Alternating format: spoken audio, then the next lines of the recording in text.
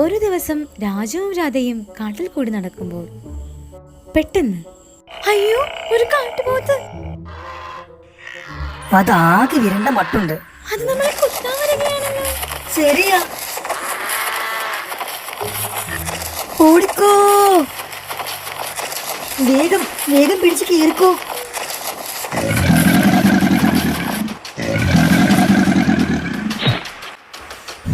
രക്ഷപ്പെട്ടു, ഇനി പേടിക്കാനില്ല.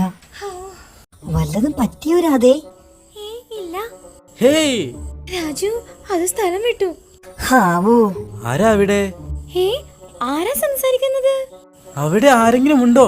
എന്നെ ഒന്ന് പുറത്തു വിടൂ. രാജു വേണ്ട, അകത്ത് കൈയിടല്ലേ. നമസ്കാരം, ഞാനാണ് മായാവി, ഒരു കുട്ടിച്ചാത്തൻ. ഈ കുപ്പി ഒന്ന് തുറക്കൂ. ഹാ, നീ എങ്ങനെ കുപ്പിക്കകത്ത് പെട്ടു? ഡാഗിനി എന്ന ദുർമന്ത്രവാദിനിയാണ് എന്നെ ഇതിൽ